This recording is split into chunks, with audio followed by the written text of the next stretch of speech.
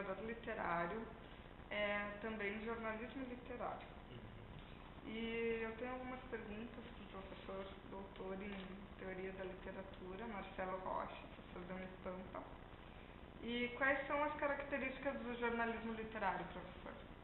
Bom, o jornalismo literário ele se caracteriza principalmente por uma articulação até que eu tenho marcado muito na aula, que é a articulação entre narrativas, né? Porque ambos são filhos da narrativa, tanto o jornalismo quanto a literatura. E especialmente essa vertente do jornalismo literário, ele trabalha também com um espaço específico, um tempo específico, personagens, né? E uma história a ser contada.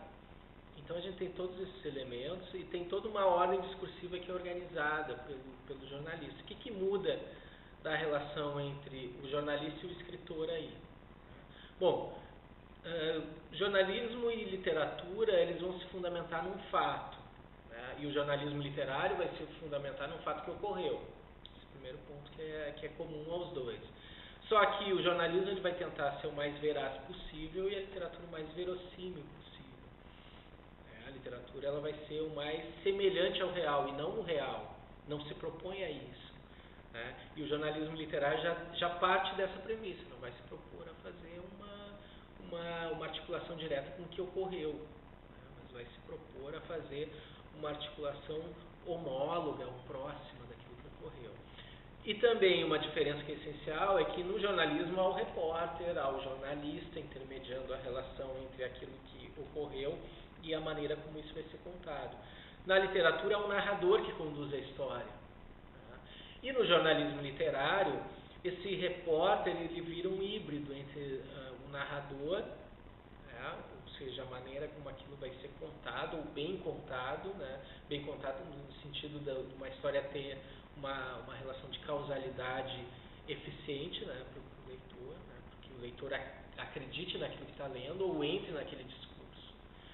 E é necessário também essa distinção, quando é que é narrador e quando é que é repórter. O repórter no jornalismo, de fato, ele vai tentar aproximar o sujeito do que ocorreu, como se fosse uma mediação mais direta. E o narrador, no texto literário, ele vai fazer uma mediação que é bem indireta mesmo.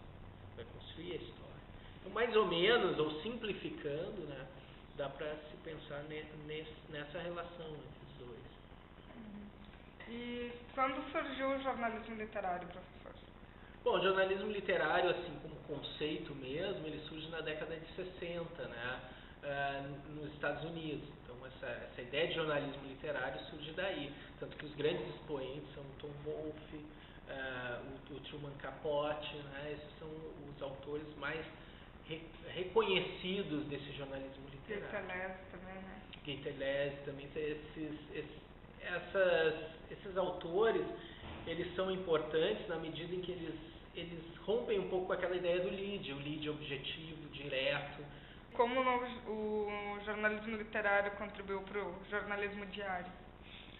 Bom, contribuiu primeiro para essa atração de leitores, eu acho. E também para enriquecer o texto jornalístico. Então, aquela aridez do texto jornalístico, ou aquele até lugar comum do texto jornalístico, da informação pura e da informação sem nenhum outro traço que não seja esse, de mostrar um referente, eu acho que o texto do novo jornalismo, ele trouxe um maior brilhantismo, né? Um maior estilo também para os jornais.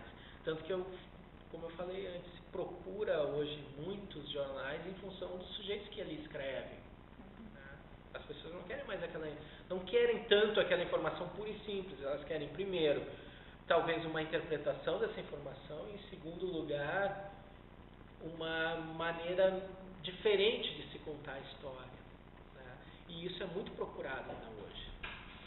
Obrigada, professor. Nada, Natália.